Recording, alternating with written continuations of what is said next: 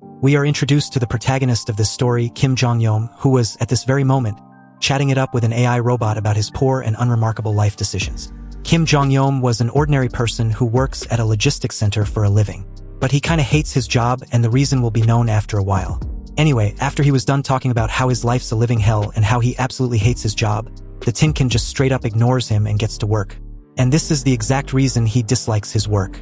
You see, the entire logistics center is filled with advanced AI robots that handles all the manual labor. And Kim Jong-yeom supervises everything. So for this precise reason, he's the only person in there. Kim Jong-yeom feels depressed most of the time because there's not a single person to talk to. He missed the warmth of human interaction, not these cold machines. And occasionally wonders if he happened to have ended up in a wrong place. He also wondered how come an entire logistics center had so few people managing it. A quick backstory gives us an insight on how it all started. It was about 2 months ago, right after Kim Jong-yeom got discharged from the military. At first, he was ecstatic about getting out, but that feeling was short-lived. Turns out his parents called him, and straight up told him that they had moved to another city. They found a bigger and better house, so the old one was left behind for his use. They even paid half a year's rent for him, so he had 6 months to plan and live a life without any regrets. So with his parents' sudden move, Kim Jong-yeom was left alone in the studio apartment, and this unknowingly started his forced solitary living. And job hunting too. Also, in addition to his 6 months' rent being paid for, Kim Jong-yeom had a savings account he had been contributing to during his military service, and with support from the government scholarship for multi-child families, he was neither desperate nor in a rush to get a serious job. He figured he would just land a part-time job at a cafe for now, and chill for a bit. But this false hope soon became a problem, because the world wasn't as kind as he thought. Every cafe he applied to told him the same thing. They prefer to only hire someone with experience. Kim Jong-yeom's dreams of taking things slow while chilling for a bit was crushed. So he started applying for other jobs, any job really, but after a month, he practically began to go crazy from extreme boredom. He felt useless that he couldn't even land a single common serving job. So as he messaged his 2 sisters, telling them he felt like the biggest loser in the world, they obviously made fun of him. One of them even suggested his brother paid her a visit at her gym if he's got nothing worth doing. But the other had an idea. She'd heard that delivery companies use AI to make their work easier, and due to this, they hire less people. However, people around his age are being hired and the job was practically easy to do. There was no need for any experience, so his brother should try his luck. This was how Kim Jong-yeom ended up working at the delivery agency. Back to the present, he now knows why the company never dwell on hiring him with no experience, although they hired less staff. Staring up, Kim Jong-yeom can't believe this is really his life now, supervising delivering packages in a warehouse full of robots. "Yeah, I definitely came to the wrong place," he murmured. "I never imagined that my conversation partner would be a robot." At this moment, just as he was lost in thought, his manager appeared at the scene, making him tensed up. His manager says they're out of tuna cans, but the AI system kept indicating that they still had some in stock. He then tells Kim Jong-yeom to go check the warehouse to see if any stock was missing while he handled other things that needed his attention. Kim Jong-yeom smiles on the outside and replied that he would do that right away. But inwardly, he was cursing about his manager's cold attitude. Kim Jong-yeom even feels that the robots are even warmer towards him than manager Shin. Regardless, he heads to the warehouse and starts searching for the location where the boxes of tuna cans might be. After a while, he found them on a top shelf somewhere. Kim Jong-yeom picked up a ladder, climbed it and grabbed a box. But just as he was about to head down, a strange sound drew his attention.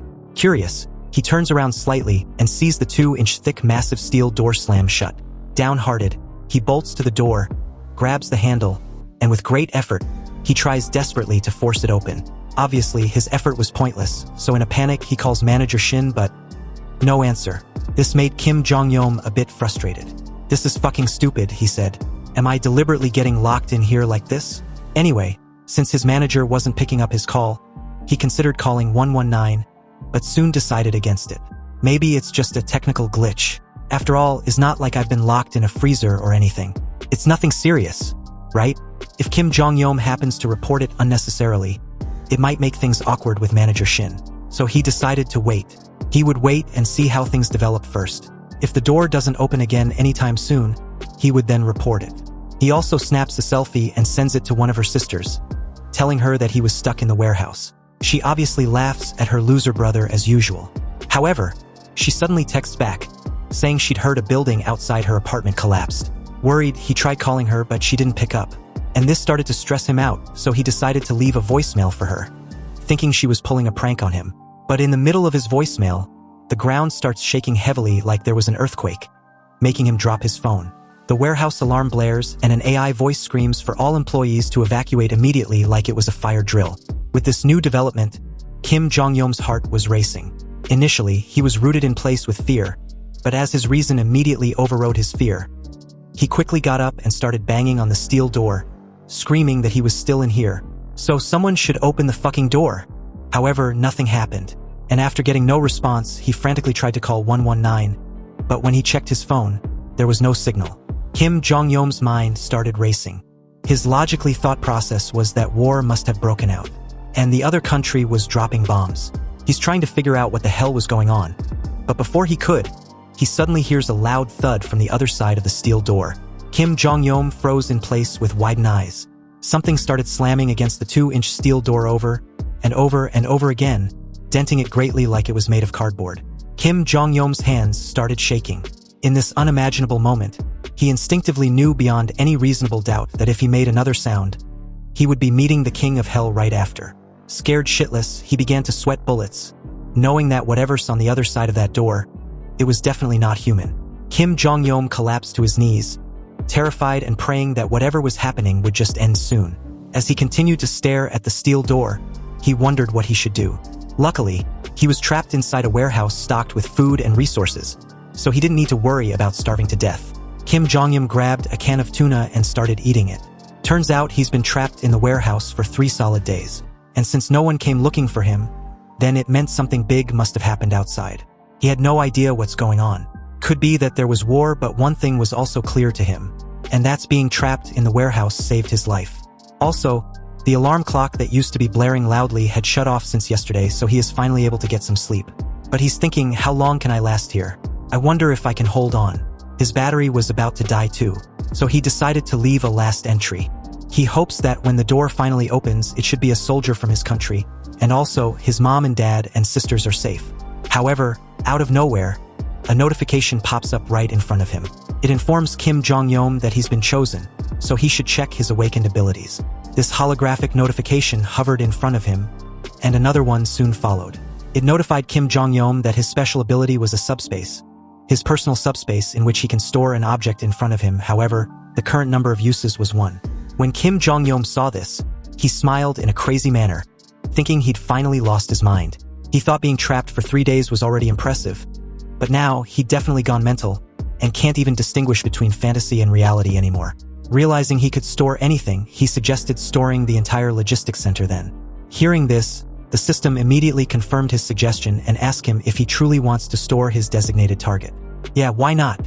After receiving an affirmative reply, the entire warehouse suddenly disappeared. This, however, made Kim Jong-yeom suddenly falls to the ground with a thud. Momentarily confused, he sat up, took a good look around, and immediately noticed the dead body of his manager. Seeing this, Kim Jong-yeom suddenly felt nauseated, and as the system notified him that the storing process had started, Kim Jong-yeom puked, spilling all the tuna content he'd ate earlier. Also, an operating system suitable for his system has been found, and an update was in progress, currently at 6%. However, Kim Jong-yeom, at that very moment, was preoccupied with a sudden headache to give a shit about it.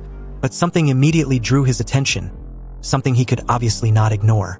Kim Jong-yeom suddenly heard loud footsteps approaching. Then he saw a huge shadow beside him. Kim Jong-yeom also heard the same growling sound he heard at the other end of the steel door 3 days ago.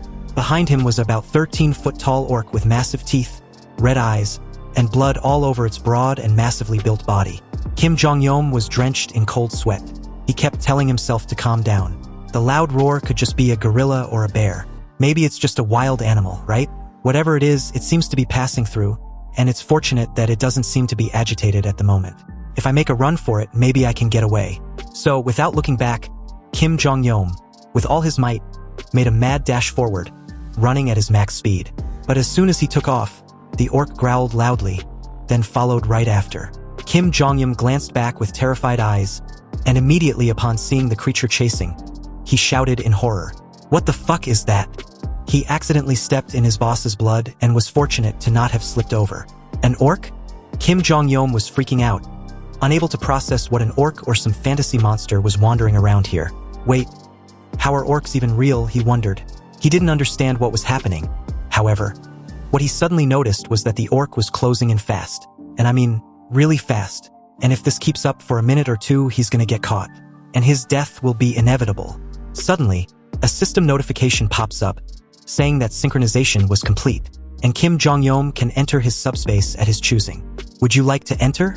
With the orc just a few feet away, Kim Jong-yeom shouted, "Yes," without a second thought. A portal opens in front of him just as the orc raises its hand to grab him. The portal sucks him inside. Inside, Kim Jong-yeom stood there with his eyes closed. But as he felt no pain on his body, he slowly opened his eyes, thinking, "Am I dead?" However, with his eyes fully opened, he was shocked. The orc was a few distance away, staring at him with an obvious killing intent from the other side of the portal, unable to enter. With a stunned look, he realized that the orc can't enter. And the drone above him confirmed his thoughts, saying that without his permission as the master of this subspace, no living thing, object or energy can enter or leave. Hearing this, Kim Jong-yeom stared up and was momentarily taken aback by how human-like the drone spoke. The system also notified him that he had successfully entered his subspace. It was at this moment that Kim Jong-yeom took a look around, and with widened eyes, he realized he was back in the logistics center where he used to work. Huh? What's going on? Kim Jong-yeom was confused and amazed. He asked the drone, "Did you really put the entire warehouse center inside my subspace, or had it merged with the warehouse?" The system confirmed that it was the first, not the latter. The same robots were all there, moving like nothing had happened. Then the system also announced that since he had entered the subspace for the first time, he would receive a reward for completing the tutorial. And the reward was 1 mana stone. Suddenly, a mana stone materialized in Kim Jong-yeom's hand. But before he could even figure out what the hell it was, the monster outside started slamming against the portal. And the sudden noise startled him greatly, because for a moment there, he had almost forgotten that he was being chased by a fantasy monster. The orc growled with evident bloodlust as it stares at Kim Jong-yeom. And this made him question the drone if it was absolutely certain that the monster could not enter. The system calmly confirmed that absolutely nothing could enter the subspace without his permission. Then the system window flashed again, stating that the Logistics Center, PAX Fulfillment Center, or PAX FC in short, was a 5-story building with a total floor area of 33,000 square meters, holding every product needed to improve the lives of customers. Also, there was a shipping speed of 60 kilometers per hour, 1 simultaneous shipments, and a shipment size limit of 2 meters. Kim Jong-yeom stared at the system window a few times, clueless about what it meant. But before he could make sense of it, the system further confused him, revealing there was only 2 minutes left until maintenance. Seeing this, Kim Jong-yeom questioned if the entire logistics center was going to shut down after 2 minutes. The drone confirmed this, but added that he could use the mana stone currently in his possession to supply energy and maintain the entire facility in his subspace. However, since he only had 1 mana stone, it would power the entire facility for the next 24 hours. Kim Jong-yeom was a little taken aback by the efficiency of the stone. The drone continued that when the PAX Fulfillment Center was stored inside his subspace, the energy supply system was modified to fit the subspace environment. Therefore, this whole facility runs on mana stones. Is that even possible? Kim Jong-yeom asked skeptically, wondering if it's just his imagination or had the drone gotten a bit smarter.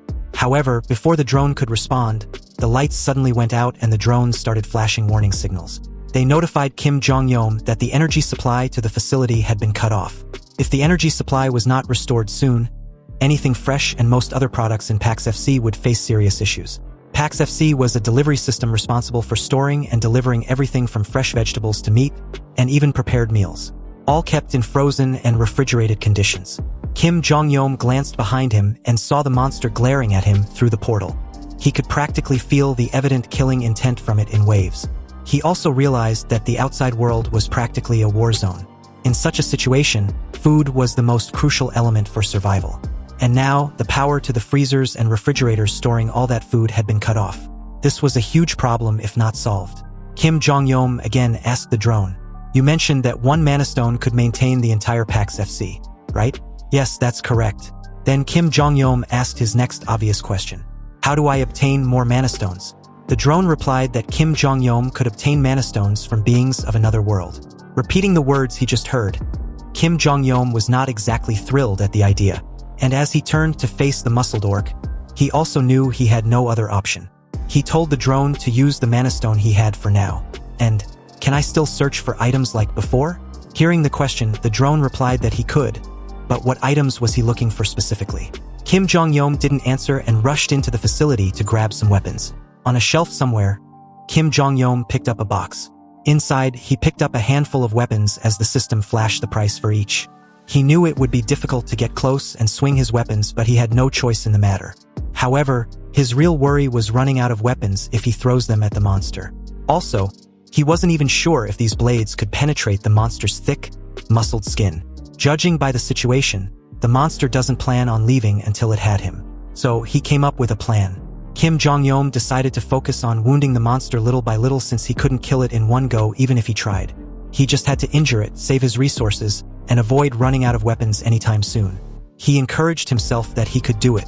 After all, he was part of the special forces back in the military.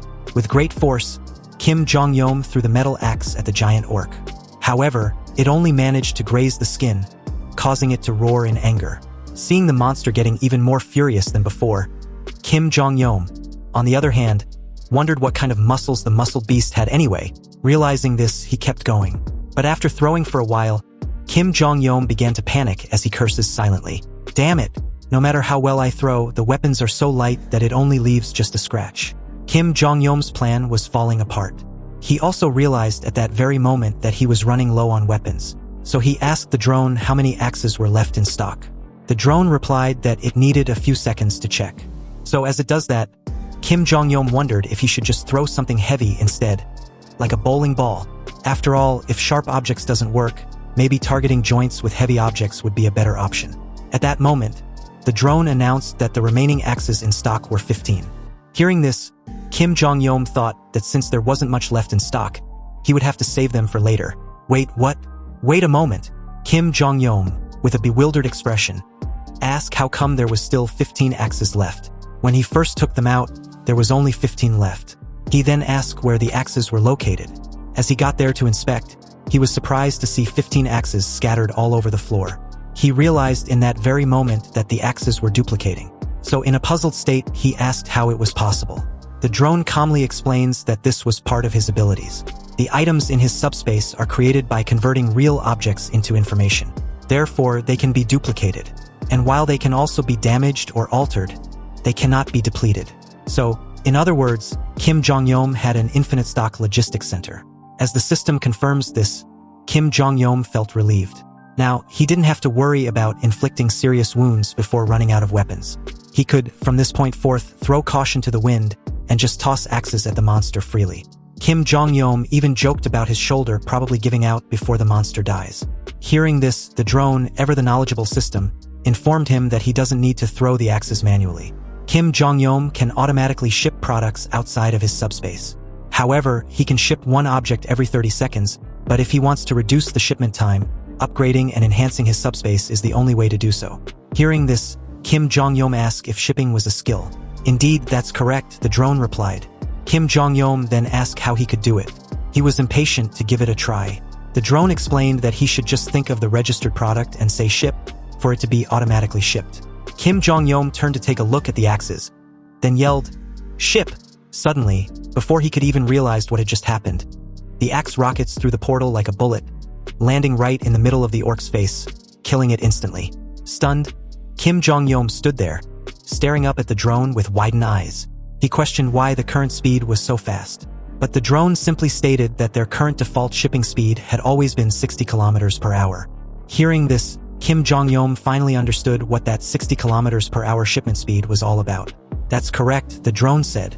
Then continued that, as the master of the subspace, he could adjust the speed if it was not to his liking.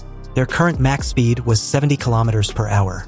To go beyond that, once again, Kim Jong-yeom will need to enhance his skills. This explanation naturally made him ask how he could enhance his skills. The system explained that he could do so using mana stones.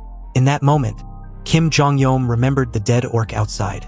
So as he turned to look at it, he knew without question that he would have to face more of these monsters in the future to level his skills. He told the drone that he would need its help locating some items. A while after, Kim Jong-yeom had grabbed some gear, like a lightweight combat boots and tactical combat pants from the facility and donned them on. When he was done, Kim Jong-yeom looked like a man on a mission. He also snagged a detailed map of the Seoul metropolitan area. He took out a permanent marker and circled the Gwangjin district, the Gangnam district, the Yung district, and the Dabong district. Kim Jong-yeom plans to go to the nearest circled places on the map first, then in that order until he reaches the last circled district. However, since he was starting from Gunpo, he needed to hurry in order to reach his family before it's too late. It was quite a long distance to walk, but since he doesn't even have a car or a motorcycle, he would have to use the only decent means of transportation available to him. Anyway, it was a post-apocalyptic world, so his means of transportation, a regular bicycle, was as good as a supercar. As Kim Jong-yeom readied himself to set off, he silently prayed and hoped with every fiber of his being that all his loved ones were safe and sound. They should hang in there for a little longer. Their youngest member of the family was coming. Kim Jong-yeom hopped on his bike and started pedaling through the desolate landscape, determined to survive and find his family no matter what. It has been 30 minutes since Kim Jong-yeom started his journey, and on his way he had managed to kill 12 orcs. He also revealed that he had learned 2 valuable things. But before he could say anything about his discoveries, another orc suddenly appears and launched towards him from his left. Kim Jong-yeom, as calm as ever, quickly exerts enough force in his legs and leaps off from the bicycle in the opposite direction, retreating into his subspace. The orc was unable to enter, and as it stares at its prey in anger, it roars loudly. While the monster was immobilized at the portal's entrance, Kim Jong-yeom uses his shipment ability again to deliver the axe with incredible speed, but unexpectedly, even with an automatic setting, Kim Jong-yeom still missed. The axe only managed to slightly wound the monster's shoulder. It stares briefly at the wound, then quickly resumes trying to enter the portal. With a 30-second cooldown and a range limited to 10 meters, Kim Jong-yeom waited patiently. He knew that even though his subspace can be improved by gathering mana stones, his current level of skills were already impressive. Also, it seems the shipment ability of Pax FC was not just about shipment, because seconds later the monster suddenly noticed movement from behind, so when it turned its head, it saw the axe flying back into the portal, and then, almost immediately, it flew back outside, hitting the monster right in the face, killing it instantly. This was actually the second application of shipment ability, which is also known as product retrieval. And that was the first of the 2 things he'd learned. It automatically brings back dispatched items. Kim Jong-yeom had no idea how it works, but it has been pretty convenient since it could even retrieve mana stones. However, the retrieval of mana stones was impossible unless the monster was dead. As of now, the current mana stones in Kim Jong-yeom's possession was 13. He then asks the system a question and learns that although he didn't dispatch any mana stones, he could only retrieve them as product of his subspace as long as he was the one responsible for killing that particular monster. Kim Jong-yeom steps out of his subspace, revealing that the second thing he learned was that the bizarre creatures rampaging through the planet were not only the orcs but even monsters beyond the natural threshold of common sense. Staring up in the sky with a grim expression, Kim Jong-yeom saw a huge, terrifying monster flying above. He wondered what kind of monster it was and how tough it would be to hunt it. Judging by the monster's size alone, an orc was probably 10 times smaller. And on top of that, it's got massive wings as well. However, Kim Jong-yeom wondered if it was just his imagination, because the sound he just heard was too loud to be from one monster. Suddenly, he heard a cry for help. Kim Jong-yeom immediately turned his gaze behind him as the scene shifts to a man named Choi, who was at this moment sweating profusely as he desperately ran for his life. He's so exhausted that each step he took seemed to be heavier than the last. Someone shouted his name from behind, but the moment he turned around, a flying creature, which had been hunting him, swooped in for a bite. It uses its tail to land a heavy blow on the back of Mr. Choi, sending him crashing to the ground with great force. As Choi writhed in pain, his friend approached him. The guy shouted, telling the exhausted Choi to quickly get up and run. But as he got closer, the monster landed directly in front of him, blocking his path. The monster opened its ferocious mouth, baring its massive razor-sharp teeth. The guy just stared with widened eyes, completely stricken with fear. The monster drools as it stares right back at him, but unexpectedly, it suddenly ignores him and turned its gaze toward his previous prey, Mr. Choi. Confused, the guy wondered why the monster was not attacking him since he was the closest. But he soon realized that the target was Mr. Choi from the very beginning. The reason was that Mr. Choi had a smaller body of the two and seemed like an easier target at present. Still frozen in place with a knife in hand, he wondered what to do. What can he do to distract the monster? It was in this moment that he heard a sudden ring of a bicycle not far from behind. He turned to see someone approaching them on a bicycle. Of course, this individual was none other than our protagonist. The flashlight of his bicycle even illuminated the entire area. And the two, together with the monster, watched the approaching scene like a deer caught in headlights. Suddenly, before they could process what's happening, a projectile struck the monster cleanly in the head as blood splattered everywhere. The monster fell to the ground lifelessly, and the two men watch in absolute shock, still trying to process what they had just seen. The monster was knocked down by a single throw of an axe. The moment Kim Jong-yeom reached their side, he placed a hand on the flashlight of his bike and asked the two if they were all right. "Thank goodness it died in one hit," he said. Still in awe, the two men were momentarily speechless, their jaws hanging open as they tried to grasp how someone on a bicycle managed to defeat a flying wyvern with just an axe. It took a while before both of them got over their initial shock and asked Kim Jong-yeom if he was a soldier. They also bow their heads in respect, grateful to the stranger for saving their lives. But Kim Jong-yeom was just glad that they were safe. And to answer their question, he pointed a finger at the badge on his uniform, explaining that he wasn't a soldier, but an employee of PAX FC, hence why he's even wearing the company's uniform. "Really? You're really just a PAX FC employee?" This revelation shocks them even more. They had assumed Kim Jong-yeom was definitely a seasoned veteran in the army. After all, given his impressive skills and appearance, it was an obvious conclusion. But even if this stranger wasn't a soldier, his abilities were so extraordinary that the two kept questioning him with evident disbelief even though they witnessed it with their own eyes. He really killed a wyvern with a simple axe throw while riding a bicycle. Kim Jong-yeom was surprised to learn that these two men were familiar with the concept of abilities. Mr. Choi's friend was even an awakened, however, his ability was just a humble driving ability. Given the circumstances, he hadn't had a proper chance to use it. Mr. Choi suddenly began to laugh, saying he was envious of the two because he hadn't awakened any ability. Kim Jong-yeom then asks if there were any other people around. "As you know, this is Block C, which has a logistics center, so a lot of people gathered here," Mr. Choi replied. Unfortunately, people were not the only ones that gathered here, but the monsters did too. So most of the people were attacked, killed, or eaten alive.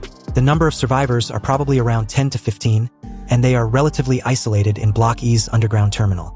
Mr. Choi further explains that they were looking for a road that vehicles could use, and they also wanted to gather some daily necessities, but suddenly the PAX FC building disappeared out of nowhere and they also were attacked by the monster Kim Jong-yeom just killed. The other guy then suggested that instead of talking here, Kim Jong-yeom was welcome to join them if he had no place to stay. The temporary shelter was on the 4th basement floor, and the monsters had never attacked there. So, at the very least, Kim Jong-yeom could sleep comfortably. Also, they could offer him some snacks. Kim Jong-yeom considers the offer, but he was still a little hesitant because he didn't completely trust them. He also didn't need food or a place to sleep, but the opportunity to gather some info on any functioning vehicles from the two men was enticing. They were taking a risk just like he was. And most importantly, no one knew his ability. So if shit hit the fan, he could just escape into his subspace. With these thoughts, Kim Jong-yeom thanked them for the offer, and then told them to lead the way. As they began to walk away, the scene shifts back to the dead wyvern lying on the ground. The mana stone was suddenly retrieved from the wyvern, and quietly tucked into his subspace. A while later, they finally reached the basement. As they walked in, Kim Jong-yeom's eyes widen in shock. He stares at a man who was huffing profusely, and this was a result of having to solo kill an orc in a brutal manner. Kim Jong-yeom instinctively knew that this guy was no joke, and where he currently was might be as dangerous as the desolate landscape above. The atmosphere inside the basement was tense, and Kim Jong-yeom was still rooted in place, still with a bewildered expression on his face. He was definitely scared, even though his ability was probably the most powerful one in there. But at this moment, Mr. Choi quickly rushed over to the orc killer with a worried expression etched on his face. He asked what happened and if everyone was alright. The guy, with a cool yet terrifying demeanor, reassures him that everyone and everything was fine. An orc must have wandered in there by accident. Fortunately, it didn't see them in time, so they were able to take it out without any difficulty. No one is injured, but it was clear at this point that they could no longer be certain that where they were was safe. As brief silence ensues, Kim Jong-yeom silently thought of how he was assured that the temporary shelter was safe from monster attacks. So what's this? He quickly snaps out of his thoughts when the guy asks about him. Mr. Choi turned in his direction and explained that Kim Jong-yeom was the one who saved them from a wyvern. He used to work for PAX FC and was also incredibly strong. He threw an axe from a distance, killing the wyvern in one shot. Unfortunately, his axe shattered along with the wyvern's head. Hearing the mentioning of wyvern, everyone was amazed and curious about what kind of ability Kim Jong-yeom might have. Suddenly, someone approached him, reached out, took his hand, and with a radiant smile, praised him for saving the two guys, Yongsu and Byung-cheol, Kim Jong-yom felt a little embarrassed with the woman's continuous display of gratitude. The others started to gather around him, also showering him with praise. Kim Jong-yom, feeling a little nervous, tried to downplay it, saying he was just doing what he had to do. But Mr. Choi replied that Kim Jong-yom was too kind. Then Mr. Choi tried to disperse the growing crowd, telling them not to tease the young guy too much. Observing Kim Jong-yom's reaction, the orc killer asked him if he was surprised with the crowd's reaction. They have all been working together for over 10 years. So Yongsoo and Byongkyol were like family to them. We finally learned that his name is Lee Jinmak, and he was the center manager of Daehyun Express Terminal. Lee Jinmak bowed respectfully, genuinely grateful to meet the person who saved Yongsoo and Byongkyol. Once the pleasantries were over, Lee Jinmak gives Kim Jong-yom a quick tour, explaining that although they couldn't guarantee the safety of this shelter, it's much more comfortable than the outside world. Kim Jong-yom could rest comfortably as everyone take turns to guard the perimeter. Lee Jinmak continued that they've got food and water supplies from the logistics center, so Kim Jong-yom can eat as much as he wants without feeling embarrassed. Even if they run out, they could just get more from the logistics center. But at that moment, Yongsoo interrupted to point out that the logistics center Lee Jinmak was referring to had suddenly disappeared. Everyone, with widened eyes, stared at Yongsoo like he'd lost a few brain cells. The news was so absurd that Lee Jinmak questioned what he meant. Had the logistics center really disappeared? Mr. Choi confirmed it, saying that it had indeed disappeared, and that was the direct reason why they were chased by the wyvern. Panic slowly began to creep in, as the crowd tried to come to terms with the news. How could such a big building disappear out of the blue? Lee Jinmak was the first to finally come to terms with this grim reality, commenting that with the monsters rampaging around, it was not impossible for a building to vanish without a trace. Meanwhile, Kim Jong-yom, nervous, stood amidst the crowd, silent and casting nervous glances around. Obviously, he knew he was the culprit for the crowd's current predicament. Everyone turned their expectant gaze towards Lee Jinmak for guidance, and he didn't disappoint. He told them that no matter what, they needed to dig through the tunnel. If they just stay where they were without taking any action, things will only get worse and worse. Don't be discouraged, he continued. It's just that our time has come a little earlier than we had expected. We need to start digging the tunnel as quickly as possible. The old woman from earlier moved, tried to motivate the others by reminding them that even if they no longer had the logistics center, it was time to leave the basement anyway. She then insisted they just need to force their way through. Hearing this, everyone was fired up. But Kim Jong-yom, confused about what he just heard, turned to Lee Jinmak and asked what they were trying to force their way through. Lee Jinmak explained to Kim Jong-yom that he must have heard from Yongsoo and Byongkyol that they all have homes in other places, so vehicles were essential. Hearing Lee Jinmak made mention of vehicles, Kim Jong-yom then asked if they had any working vehicles. Lee Jinmak confidently confirms that they do have many working vehicles. They were everywhere. However, the problem was that all the roads were blocked. A golf course blocked the way to the north. The east was blocked by containers, and the southern Yongdong Expressway was completely destroyed. The tunnel to the west was the only exit, but unfortunately, a group of wyverns has taken over that tunnel. Until now, everyone has been surviving by getting food and water from the logistics center. But now they have to force their way through. Lee Jinmak told Kim Jong-yom that he didn't have to go through the tunnel since the blocked roads were for vehicles. There were ways to escape where they were on foot or by bicycle. But Kim Jong-yom quickly said that he too needed a vehicle, and he believes that he should go through the tunnel as well. He thought that it was great that it was just wyverns blocking the tunnel. It might take some time, but he believes he can eliminate them with his ability. Lee Jinmak was quite pleased with Kim Jong-yom's reaction. Realizing he could not convince him otherwise, he decided to welcome him to join if he was up for it. With a sheepish laugh, Kim Jong-yom stated that if he could help, then he doesn't see the reason not to. Inwardly, he thought of why it was better to hide his abilities. Everyone present seemed kind, but he didn't want to overlook one crucial thing, and it was that no one there was like him. He was lucky enough to have a safe place. They have struggled to survive during the time he was trapped, and may have stockpiled food and supplies from the logistics center. But they hadn't revealed the exact amount. This meant they know how important food and water were, and information about that matter was something they could not easily share. Kim Jong-yom was okay with not knowing, however. He also knows that he needed that level of caution too. He suddenly spoke up, claiming that he wanted to assess the situation of the tunnel and the size of the wyverns. Due to these reasons, he plans to scout ahead. But in reality, Kim Jong-yom silently thought that with this excuse, he could use his ability alone to clear the way and rack up some mana stones. A flashback scene shows that Kim Jong-yom could reduce the cooldown to 5 seconds with 5 mana stones.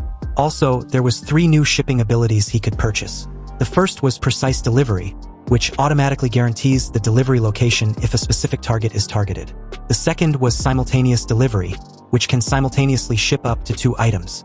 And the third was automatic delivery, which also automatically delivers designated items, but the time intervals could be set arbitrarily. Each of the 3 abilities costs 10 mana stones. When Kim Jong-yeom saw this, he was totally shocked. He was unclear on what the automatic delivery ability does, but the other 2 abilities were just incredibly good. And all he needed was 30 mana stones to purchase the 3. Back to the present. Kim Jong-yeom was grinning from ear to ear, thrilled that he'd saved up his magic stones without upgrading. However, his plan to secretly kill and retrieve mana stones from the wyvern to enhance his abilities quickly went downhill when he got stuck with Yongsoo. When Kim Jong-yeom asked why Yongsoo decided to accompany him, he replied that it was dangerous to go alone. But Kim Jong-yeom quickly reminded him that he was chased by a wyvern not long ago. Hearing this, Yongsoo replied that this situation was different, and he couldn't let Kim Jong-yeom go alone when he didn't even know the way. Besides, he was confident that Kim Jong-yeom would save him like he did before. Remembering that Yongsoo had awakened a driving ability, Kim Jong-yeom asked if he could also see a message window or something like that. Yongsoo replied that he hadn't seen any message window or anything like that. In a regrettable tone, Yongsoo continued that he hadn't ever since he first awakened. However, he had a gut feeling about how to drive since then. Hearing this, Kim Jong-yeom was a bit worried, because Yongsoo's condition wasn't reassuring. As night falls, the bike suddenly sped up. As Kim Jong-yeom's eyes widen in complete shock, he was literally sweating in fear as he watches Yongsoo steer the bike with one leg while trying to balance on it. When he asks why Yongsoo was driving like that, he replied that there were so many cars on the road so it was difficult to see. Kim Jong-yeom thought the guy was crazy, but Yongsoo suddenly alerted Kim Jong-yeom that there was a wyvern ahead. What should he do? Should we keep going? Yongsoo asked. Unable to see ahead, Kim Jong-yeom quickly replied that he should wait. A couple distance ahead, the wyvern also seemed to notice their presence. But before Yongsoo could realize what had happened, a projectile hits the monster squarely in the face. The force of the impact was so massive that a tooth even fell out. Yongsoo, completely baffled, took a look behind him. As they bypassed the dead wyvern, Kim Jong-yeom calmly tells Yongsoo to not look behind him under any circumstance. Yongsoo agreed to do as he's told, while Kim Jong-yeom coolly retrieved the mana stone from the dead wyvern into his subspace. Shortly after, Yongsoo notified Kim Jong-yeom that he could see the tunnel ahead. But suddenly, the bike came to a screeching halt. Kim Jong-yeom was confused with the abrupt stop, but before he could ask why, he noticed a wyvern behind him. Yongsoo, with widened eyes, stares ahead, and in a trembling tone, told Kim Jong-yeom that they were screwed. The entire area was surrounded by wyverns, and from the looks of it, their number was overwhelming. Yongsoo thought it was over. Even with electric bikes, there was no way they could outrun this many wyverns, and they couldn't kill them all with Kim Jong-yeom's ability either. Shaking uncontrollably, Yongsoo braced himself for the worst possible outcome. But then he heard Kim Jong-yeom's voice behind him. He was relatively calm. Left with no choice, Kim Jong-yeom knew he couldn't hide his ability anymore. He quickly calls up the system, and with 10 mana stones, he reduces the cooldown of his shipping ability from 30 seconds to 5 seconds. Yongsoo just watched him for a while before asking what he was doing. But Kim Jong-yeom was busy and didn't bother to explain. Accompanied with a deafening roar, the wyverns charge in from all directions, their killing intense palpable. Yongsoo froze on the bike, his widened eyes, highlighting his undiluted fear as he stares at the numerous sharpened teeth approaching. But just in the nick of time, Kim Jong-yeom's voice broke through the screeching noise. Then, a projectile rocket past Yongsoo, taking out the wyvern and saving him. Yongsoo had his eyes closed, but when he heard Kim Jong-yeom asking if he was alright, he glanced behind him, and once again, with widened eyes, he sees Kim Jong-yeom, confidently standing in front of a massive portal. Inside, countless drones can be seen in the air,